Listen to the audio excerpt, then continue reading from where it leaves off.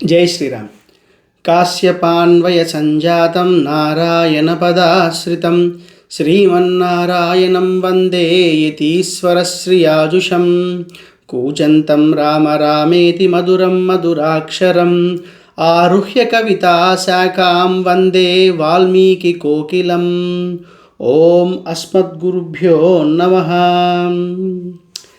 నిన్న మనము 16వ సర్గలో దశరథుడు, 3 రాణులు, 4 కుమారులు, అది మన జీవితానికి ఎలా అన్వయించుకోవాలి, తర్వాత సృష్టి క్రమము, ఇలాంటి విషయాలన్నీ మనం అసలు నిజమైన స్వేచ్ఛ అంటే ఏంటి, మోక్షం అంటే ఏంటి అన్న విషయాలు తెలుసుకున్నాం.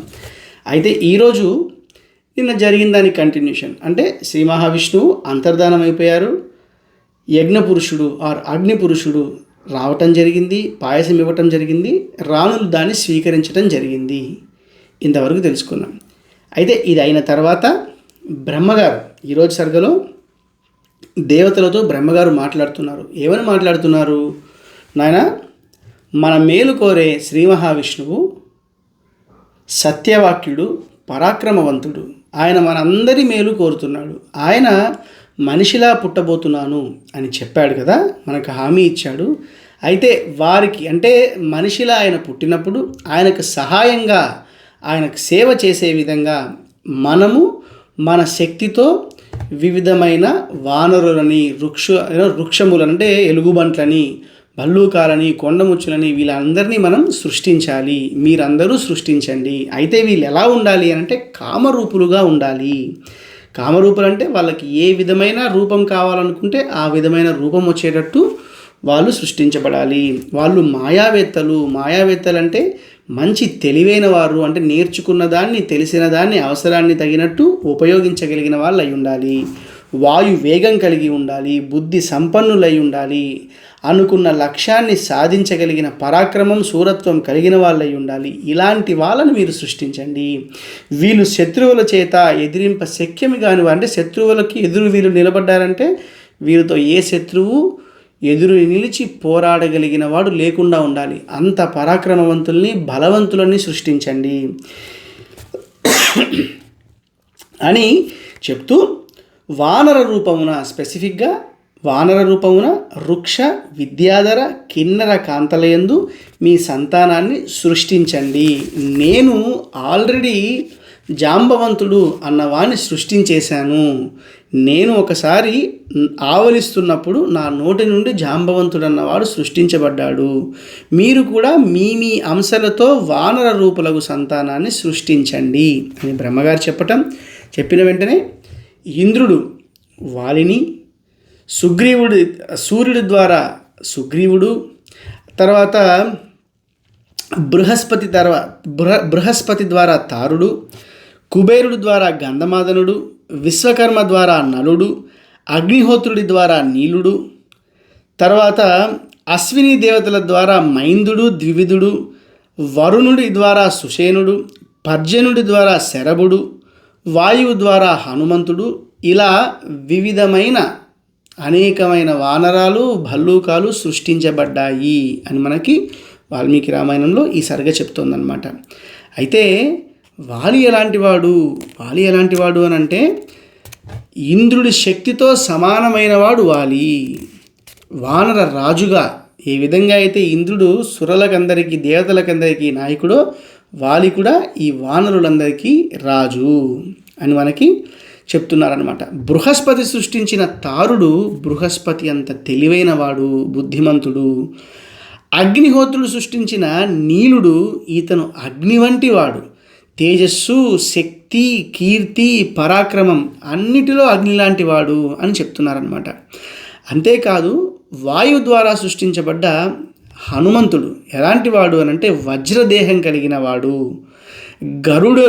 గరుత్మంతుడు ఏ విధమైన వేగంతో అయితే ఉంటాడో అతనితో సమానమైన వేగంతో ఈయన ప్రయాణం చేయగలిగిన శక్తి కలవాడు. ఈ విధంగా రాముడికి సహకరించటం కోసం వీళ్ళు ముఖ్యులు. వీళ్ళతో పాటు అనేక మంది వానరులు సృష్టించబడ్డారు అని మనకి వాల్మీకి రామాయణంలోని ఈ సర్గ చెప్తోంది.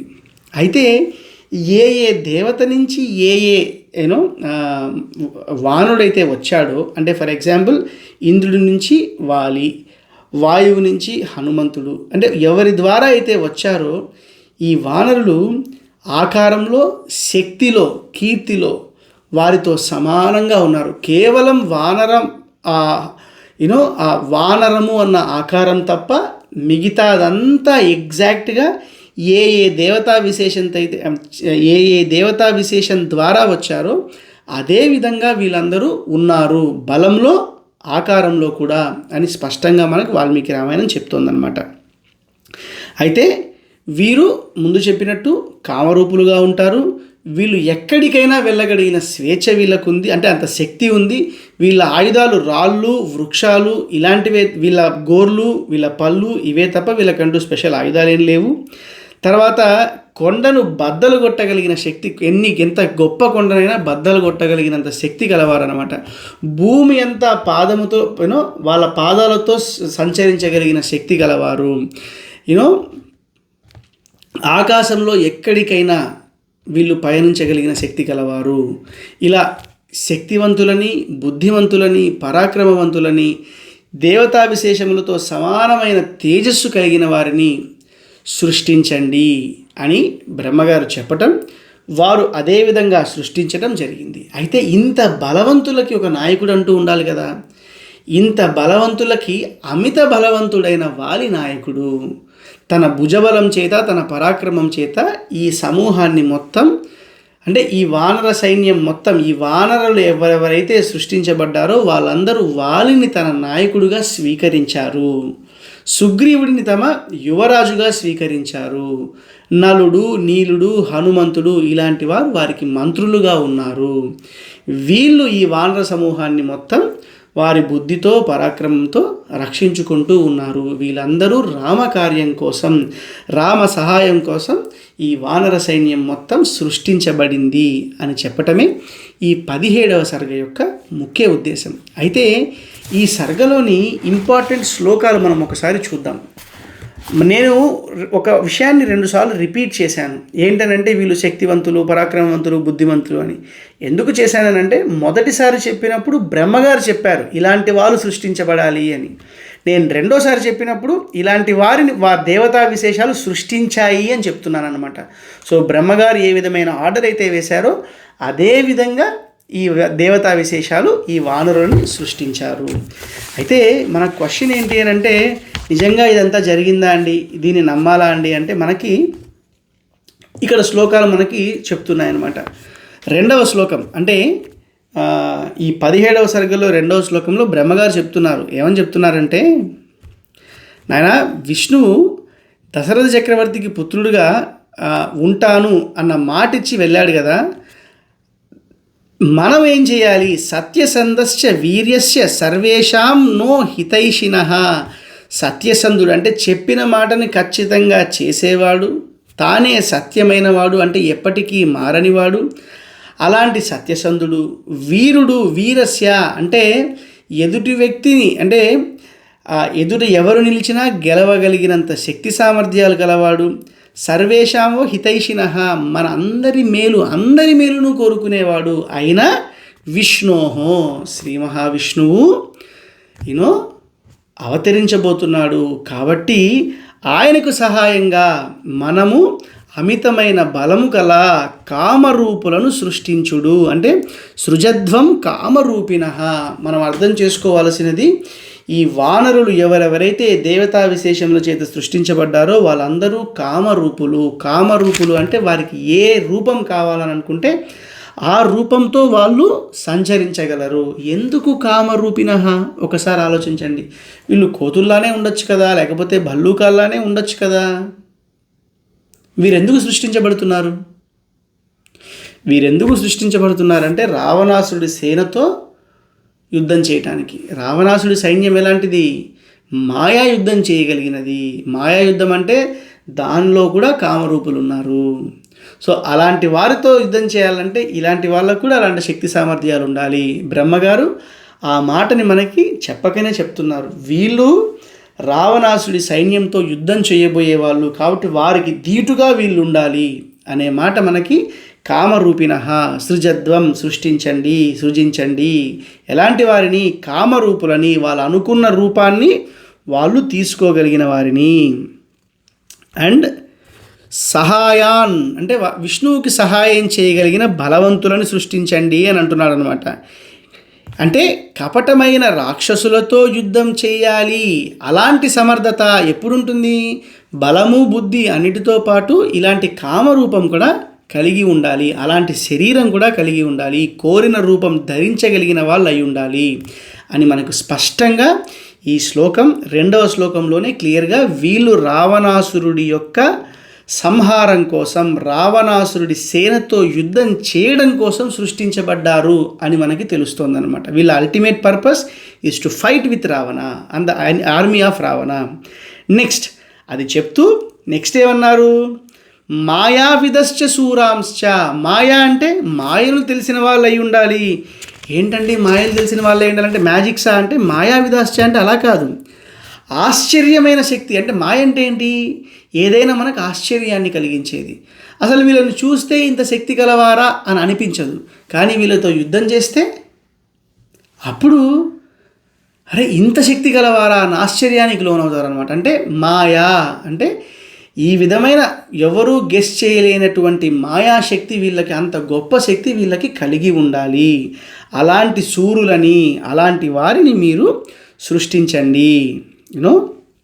వీళ్ళకి సామదాన భేద దండోపాయాలన్నిటి మీద వీళ్ళకి అవగాహన కలిగి ఉండాలి, అలాంటి వారిని మీరు సృష్టించండి. హరిరూపేణ, ఇక్కడ మనకి 4వ శ్లోకంలో అంటున్నారనమాట, హరిరూపేణ పుత్రాంస్తుల్య పరాక్రమాన్, మీతో సమానమైన వారిని హరిరూపేణ, హరి అంటే కోతుల రూపములో హరిరూపేణ సృష్టించండి అని స్పష్టంగా బ్రహ్మగారు చెప్పారనమాట. హరిరూపేణ అంటే కోతుల రూపములో కనబడువారు. అంటే కోతులు కాదా అన్నది మనకు ప్రశ్న కాదు, వీళ్ళు కోతుల రూపంలో అయితే ఖచ్చితంగా కనిపించారు అని మనకు స్పష్టంగా వాల్మీకి రామాయణం చెప్తుందనమాట. సో హరిరూపేణ పుత్రాం స్తుల్య పరాక్రమాన్, మీకు సమానమైన పరాక్రమం కలవారిని సృష్టించండి. ఎలాగా మనకు చెప్తూ ముఖ్యమైన అప్సరస స్త్రీలయందు, గంధర్వ స్త్రీలయందు, నాగకన్యలయందు, వృక్షవనితలయందు, విద్యాధర స్త్రీలయందు, కిన్నెరులు, వానర స్త్రీలయందు అని చెప్పారు బ్రహ్మగారు. ఎందుకండి దేవతలు డైరెక్ట్గా వారితో సృష్టించుకోవచ్చు కదా అంటే, మనం కుమార సంభవం అన్న ఘట్టాన్ని చదువుతున్నప్పుడు వాల్మీకి రామాయణం బాలకాండలోనే వస్తుంది. అక్కడ మనకి పార్వతీదేవి దేవతలకు ఒక శాపాన్ని ఇచ్చింది. ఏంటి అది మనం తర్వాత తెలుసుకుందాము. ఆ శాపం ద్వారా వారి భార్యల ద్వారా డైరెక్ట్గా పిల్లల్ని కనలేరు అన్న ఒక శాపం అనమాట. అందుకని ఈ స్త్రీల ద్వారా, ఈ ముఖ్యులైన స్త్రీల ద్వారా ఈ అంశాలను మీ అంశాలను మీరు సృష్టించండి అని బ్రహ్మగారు చెప్పారనమాట. అదొకటి. రెండవది హరిరూపేణ అన్న పదం ఎందుకు వాడారు అని అంటే, రావణాసుడు తపస్సు చేస్తున్నప్పుడు నందీశ్వరుణ్ణి ఎగతాళి చేస్తారు. ఇది మనకు ఉత్తరాఖండ్లో వస్తుందన్నమాట. ఆ ఎగతాళి చేసినప్పుడు నందీశ్వరుడు రావణాసురుడిని శపిస్తాడు. ఏమనంటే, నాలాంటి రూపం ఉన్నవారు వానరుల చేత నువ్వు అవమానింపబడతావు, అంటే యూ విల్ ఫేస్ డిసాస్టర్ అనే విధంగా శపిస్తాడనమాట. దాన్ని కూడా దృష్టిలో ఉంచుకునేసి ఈ హరిరూపేణ అని బ్రహ్మగారు చెప్పటం ఒక విశేషం. అయితే అంటే మనకి ఉత్తరాఖండ ఉంది లేదన్న వాదనలు ఉన్నా కానీ అక్కడ ఇక్కడ విషయాలు పొసుగుతూ ఉన్నాయన్నమాట. సో అది మనం గుర్తుంచుకోవాలి. ఈ నందీశ్వరుడిది ఉత్తరాఖండలోనే కాదు, మనకి సుందరాకాండలో కూడా ఆంజనేయ స్వామిని మొదటిగా చూసినప్పుడు రావణాసురుడికి నందీశ్వరుడా అన్న భయం కూడా కలిగినట్టు మనకి సుందరాకాండలో వర్ణన ఉందన్నమాట. నందీశ్వరుడు అంటే ఎందుకు భయపడ్డాడు? ప్రపంచంలో ఎవరికి భయపడిన వాడు ఈయన నందీశ్వరుడా, నన్ను అవమానించడానికి వచ్చాడా అని ఎందుకు భయపడ్డాడు అని అంటే, నందీశ్వరుడి శాపం ఉంది కాబట్టి. ఆ శాపం ఏంటనేది ఉత్తరాఖండలో మనకు తెలుస్తుంది అనమాట. సో ఇక్కడ హరిరూపేణ.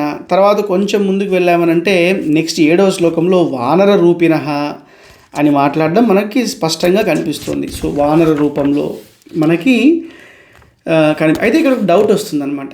అదేంటండి, రాముడు పుట్టడంతో పాటు వాలి, సుగ్రీవుడు వీళ్ళందరూ పుట్టడం జరిగిందా? మరి అలాంటప్పుడు వాలి రావణాసురుడిని జయించాడు కదా అన్న ప్రశ్న మనకు వస్తుందన్నమాట. రావణాసురుడు ఎప్పటి వాడో కదా అని వస్తే దానికి మనకి ఏం చెప్తున్నారనంటే, బ్రహ్మగారు ఇక్కడ చెప్పినది ఏంటంటే, నేను జాంబవంతుణ్ణి ఆల్రెడీ సృష్టించాను.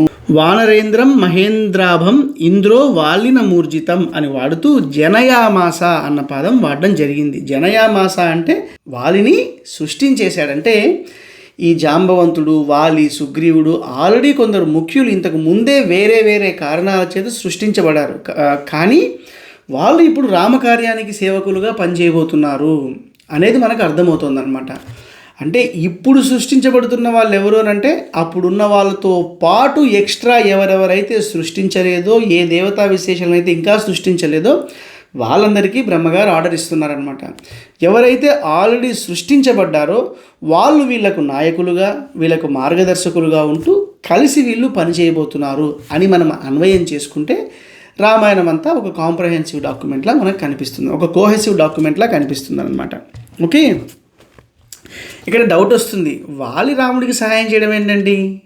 వాలి ధర్మాన్ని వీడాడు కదా, ఎలా రాముడికి సహాయం చేస్తాడు అంటే వాలి ద్వారా కలిగిన అంగదుడు రాముడికి సహాయం చేస్తాడు. వాలి ద్వారా కలిగిన అంగదుడు రాముడికి సహాయం చేస్తాడు, ఒకటో మార్గం. రెండవ మార్గం, పొరపాటున వాలి ఆటోమేటిక్గా సీతను రావణాసురుడు అపహరించాడని తెలుసుకునేసి రామచంద్రుడికి నేను న్యాయం చేయాలి, నా పద్ధతి నేను మార్చుకోవాలి అని మారే అవకాశం కలిగి రావణా నువ్వు తప్పు చేసావు, సీతనిచ్చేయి అని చెప్పే అవకాశం కూడా ఉంది కదా. సో ఆ విధంగా కూడా వాలి సహకరించేవాడేమో. సో వాలి కూడా రామచంద్రుడి యొక్క మార్గానికి, రామచంద్రుడి యొక్క పర్పస్కి, రావణ సంహారానికి డైరెక్ట్గాను ఇండైరెక్ట్గాను సహాయపడే రోల్ని ప్లే చేశాడనే మనం చెప్పుకోవాలి. తర్వాత సుగ్రీవుడు, ఇలా మన అందరికీ వెళ్ళిపోయింది. తర్వాత బృహస్పతి సృష్టించిన వారు తారుడు అని మనం చెప్పుకున్నాం అనమాట. అంటే తనకంటే మించిన వాడు లేనంత బుద్ధిమంతుడు తారుడు వానరులలో అని మనకి చెప్తారనమాట. తారుడి కూతురే మనకి తారా అని చెప్తారు. అది మనం కిష్కింధకాండలోకి వెళ్ళిన తర్వాత చూద్దాం. ఇలా మాట్లాడుతూ ధనదస్య సుత శ్రీమాన్ వానరో గంధమాదన, ఈ పదాన్ని మనం గుర్తుంచుకోవాలి. వాల్మీకి మహర్షి ఎక్కడెక్కడైతే శ్రీమాన్ అని వాడాడో అది డైరెక్ట్గా ఐశ్వర్యవంతుడు అయి ఉండొచ్చు, లేకపోతే ఇండైరెక్ట్గా వాళ్ళ గుణాల చేత కానీ, ప్రవర్తన చేత కానీ, ఇంకా వేరే వేరే విషయాల చేత కానీ శ్రీమంతుడు అని మనకి ఇండైరెక్ట్గా హింట్ ఇస్తుంటాడనమాట వాల్మీకి మహర్షి. ఇక్కడ ధనదస్య అంటే కుబేరుడి కొడుకు గంధమాదనుడు, అంటే బై డిఫాల్ట్ ఈయన ఐశ్వర్యవంతుడు అన్నందుకు శ్రీమంతుడు అన్న పదం వాడడం జరిగింది. అయితే కొంచెం ముందుకెళ్ళిన తర్వాత పావకస్య సుత శ్రీమాన్ నీలహ అని మనకు చెప్పారు. అంటే ఈ అగ్నిదేవుడి యొక్క కొడుకు నీలుడు కూడా శ్రీమంతుడే అంట. ఏ విధంగా శ్రీమంతుడు అని అంటే అగ్నితో సమానమైన కాంతి కలవాడు, అగ్నితో సమానమైన తేజస్సు కలవాడు, అగ్నితో సమానమైన కీర్తి కలవాడు, అగ్నితో సమానమైన పరాక్రమం కలవాడు. ఈ విషయాలన్నిటిలో మిగతా వానరులందరినీ మించిన వాడి నీలుడు. ఇది యుద్ధంలో కూడా మనకు తెలుస్తుంది. రామరావణ యుద్ధం జరుగుతున్నప్పుడు నీలుడు ఎంత అద్భుతంగా యుద్ధం చేస్తాడు, ఎంతమంది రావణాసురుడి యొక్క సైన్యాన్ని అతను చంపేస్తాడన్నది మనకు తెలుస్తుందన్నమాట. ఒక గొప్ప యోధుడు. ఈ విధమైన పరాక్రమం చేత ఈ పరాక్రమం అన్న ఐశ్వర్యం కలిగిన వాడు కాబట్టి శ్రీమంతుడు. సో ఈ శ్రీమాన్ అన్న పదాన్ని మనం చాలా జాగ్రత్తగా, వాల్మీకి మహర్షి ఎక్కడెక్కడైతే శ్రీమాన్ అన్న పదాన్ని వాడాడో అక్కడ ఒక విశేషమైన అర్థం ఉంటుంది. ఇంతకుముందు మనం ఏం చెప్పుకున్నాం, హా అన్న పదం ఎక్కడ వాడితే అక్కడ ఒక మంచి నీతిని మనకు వాల్మీకి మహర్షి నేర్పిస్తూ ఉంటాడు, ఏదో నిగూఢంగా మనకు చెప్పే ప్రయత్నం చేస్తున్నాడు అని చెప్పుకున్నాం. అలానే ఈ శ్రీమాన్ అన్న పదం కూడా చాలా అద్భుతంగా వాల్మీకి మహర్షి సందర్భోచితంగా వాడడం జరుగుతుంది. ఇలానే కాదు, ఇంకొంచెం ముందుకెళ్తే మారుతస్యాత్మజ శ్రీమాన్ హనుమాన్ నామ వానరః, వాయుదేవుడి యొక్క కొడుకు హనుమంతుడున్నాడు, ఈయన కూడా శ్రీమంతుడే. ఎందుకు ఈయన శ్రీమంతుడు? వజ్రము వంటి అభేద్యమైన శరీరం కలవాడు, వేగములో గరుత్మంతుడితో సమానుడు, బుద్ధిమంతుడు, వాయువు యొక్క పుత్రుడు. అంటే ఈయన యొక్క బుద్ధికి, శరీర దౌఢ్యానికి, వీటన్నిటికీ ఈయన శ్రీమంతుడు. అంతేకాదు వాల్మీకి మహర్షి చెప్తున్నాడు, నిజంగా రామసేవా తత్పరుడు, రామ సేవలో నిమగ్నమై సేవనే ఒక ఐశ్వర్యంగా కలిగిన వాడు హనుమంతుడు. అందుకని ఇక్కడగా ఆంజనేయ స్వామికి కూడా శ్రీమాన్ అన్న పదం వాడడం జరిగింది అని మనం చెప్పుకోవాలి. అయితే ఇక్కడ మనము గుర్తుంచుకోవాల్సిన విషయం ఏంటంటే తే సృష్టా బహుసహస్రాహ దశగ్రీవ వధేరతాహ. వీళ్ళందరూ ఏంటి, దశకంఠుడగు రావణాసురుణ్ణి సంహరించటం కోసం ఆసక్తి కలవారై ఉండాలి, అప్రమేయమైన బలం కలిగిన వారై ఉండాలి, పరాక్రమవంతులై ఉండాలి, కామరూపులై ఉండాలి, వీరులై ఉండాలి. ఇలాంటి వేల మంది, లక్షల మంది వానరులని ఆ రోజు దేవతలు బ్రహ్మ ఆజ్ఞానుసారం సృష్టించడం జరిగింది. అయితే వీరు రామచంద్రుడితో పాటు కొందరిని రామచంద్రుడి జననానికన్నా ముందు, ఇంతకు ముందున్న కాలంలోనే జాంబవంతుడు అవ్వచ్చు, వాలి అవ్వచ్చు, సుగ్రీవుడు అవ్వచ్చు, వీళ్ళందరూ ఇంతకు ముందే జన్మించిన వారు. సో కొందరు ఇంతకు ముందే ఉన్నారు, కొందరు ఇప్పుడు సృష్టించబడ్డారు అని మనం తెలుసుకోవాల్సిన అవసరం ఉంది. దాని తర్వాత కామరూపిణ అంటే చెప్పాను, కోరిన రూపం ధరించగలిగిన వారు అంటూ మాట్లాడుతూ, యస్య దేవస్య యద్రూపం ఏషో యశ్చ పరాక్రమః అజాయత సమస్తేవ తస్య తస్య సుతః పృథక్. అంటే ఏ దేవతకు ఏ రూపం, ఏ వేషం, ఏ పరాక్రమం కలదో ఆయా దేవత యొక్క కుమారుడు ఆయా రూపముతో, వేషముతో, పరాక్రమముతో సమానముగా విలక్షణమైన గుణము, శరీరం కలవాడిగా కనిపించను, అలానే పుట్టారు అని మనకు స్పష్టంగా, అంటే ఇంద్రుడు ఎలాంటి అందంతో, ఇంద్రుడు ఎలాంటి శరీర లావణ్యంతో అనండి, బలముతో అనండి, అలానే వాళ్ళు ఉండేవాడు. సూర్యుడు ఎలా ఉండేవారో అంతే తేజస్సుతో, అంతే అపియరెన్స్తో, అంతే గుణాలతో మనకి సుగ్రీవుడు కూడా అలానే ఉండేవాడు. అలానే వాయువులాగా ఆంజనేయ స్వామి, అగ్నిలాగా నీలుడు, విశ్వకర్మలాగా నలుడు అలానే ఉండేవారు అని స్పష్టంగా మనకు వాల్మీకి మహర్షి చెప్తున్నారు ఇక్కడ. ముఖము మాత్రమే వానరాకారముగా ఉన్నప్పటికీ ఆకార విశేషాలందు తండ్రితో సమానులై వీరు ఉన్నారు అని మనకి చెప్పడం జరిగిందనమాట. నెక్స్ట్ మనకి ఈ సర్గలో 17వ సర్గలో 3 పదాలు చాలా ఎక్కువసార్లు కనిపించాయి. 1 కామరూప, 2 వానర లేకపోతే హరిహి, హరిరూపధారిణ, 3 శ్రీమాన్. హరిరూపులు అంటే వానరులు, అంటే వానరాకారంలో కనిపిస్తున్నవారు అనొకటి.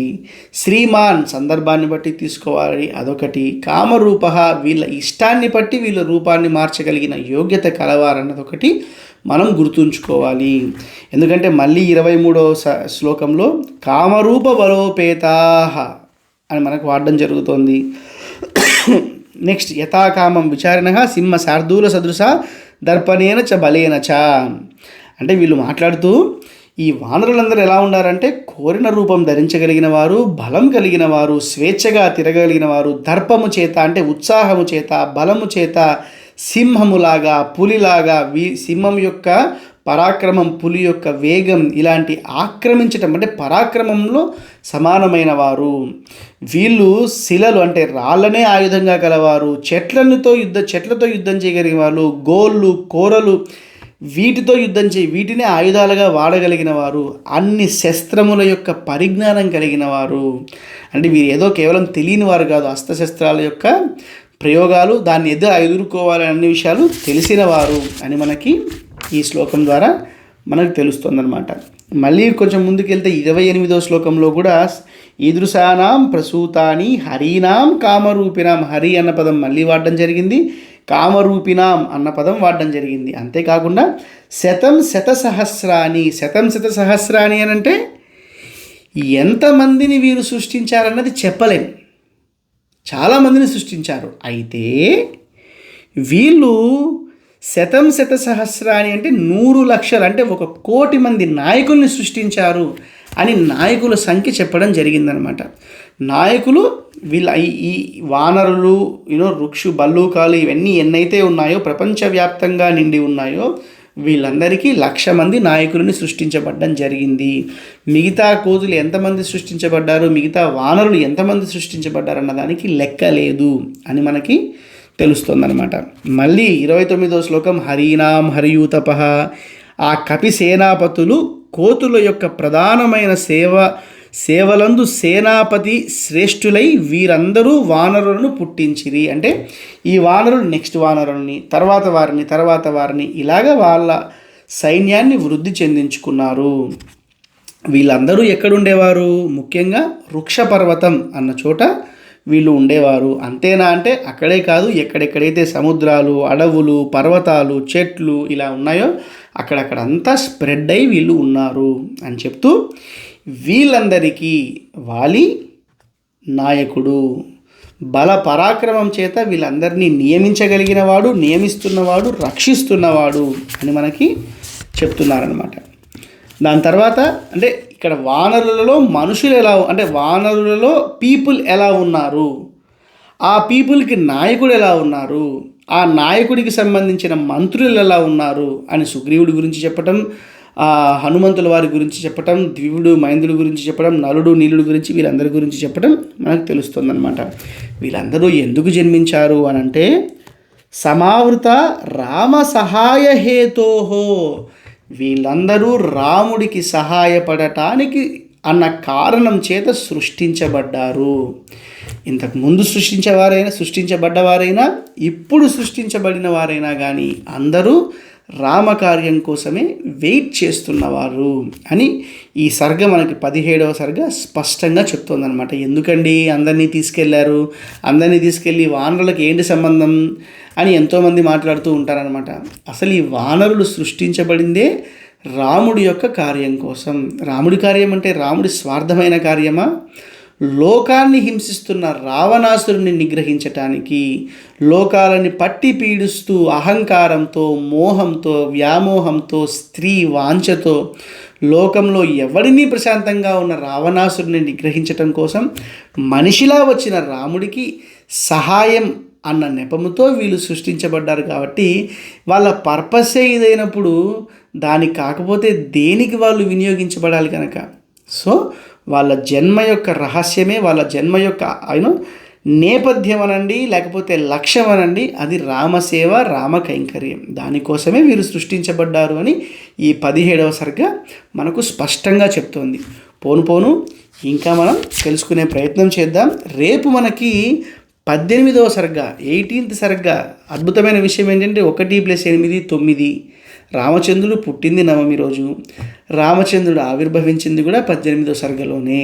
సో ఆ సర్గలో చక్కటి ఆ సర్గలోని కథను తెలుసుకుంటూ దాంట్లోని విశేషమైన శ్లోకాలను కూడా తెలుసుకుంటూ మనం ముందుకు సాగుదాం. అప్పటి వరకు జై శ్రీరామ్.